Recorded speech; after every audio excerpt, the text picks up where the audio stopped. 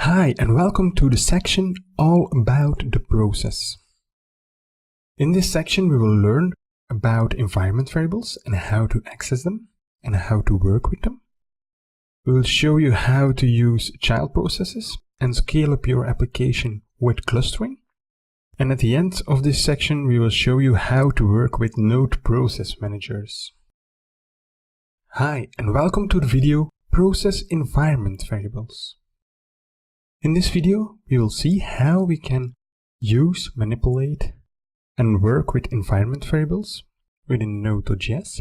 We will see what .env files are, and we will use Node.env run to our advance.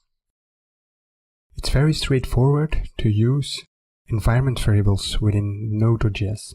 First of all, you have the process object, and when process of Node.js gets bootstrapped, he will create an environment object. So when I enter this, you will see all the properties that are available within process.environment on my PC. So now when we use process.env.user, he will print out my name, right? Within certain cloud hosts like Azure and Heroku, the process.env.port has been filled in. So for example, here, my laptop, the process.env.port is being undefined, right? So when we execute this will fail, right? Because process.env port will be empty. So we need to add here some new code. We need to say if port is empty, that we need to use 3000. So in this case, when we upload this to Heroku or to Azure, for example, it will use the port in the environment variables of your cloud host. And when you are developing locally, you will just use 3000 on your machine, right? That's really great. So when we execute this, we get the following result. Server is listening on port 3000. So now when we execute the following code, you will see that he uses port 9999, right? So this is really a great technique to use, and to keep in mind that your cloud host maybe uses process environment variables, right? So you need to check the documentation and then use that as a trick to write your code. A great package that we can use is .env. This package will help you to read out environment variables from the .env file. Of course, now we can create here a .env file, right? So we can do that with .env. And we will provide here, for example, display text equals awesome. So next thing that we can do is add the following code. Now we are going to check the Node.env environment. And if it's not production, then we will load our .env file.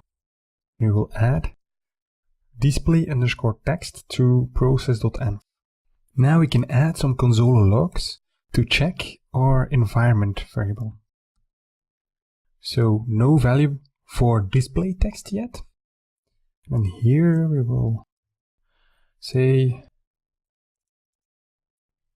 value for display text. So when we execute our code, we get the following result. First of all, we get an undefined, and then we get awesome. And that's awesome, right? So when we execute our code now with node_env equals production, we get the following result. You see that our display text is undefined because we didn't load the .env variables, right? An alternative way to load our .env files is using a certain tool. For that, we need to install Node.env run as a dev dependency. So now we create a new script.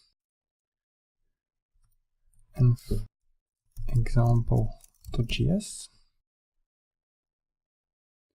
we copy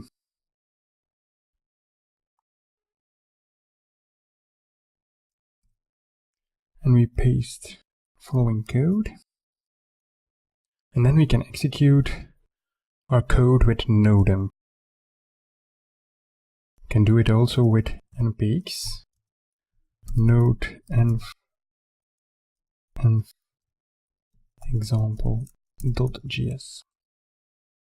Remember that we learned about npx in our first section. A great idea is to use it into your package.json, right? Another great package worth mentioning is if-env. You can use that so you can get the following result. When you have your npm scripts, you can have if-env and then your process environment variable, right? Equals and then a name, for example here production. Then you can run start production. Otherwise, you just run start dev. So this is also a very great tool to use when you want to check your environment variables within your npm scripts. Within this video, we saw great tips and tricks and techniques to use process environment variables.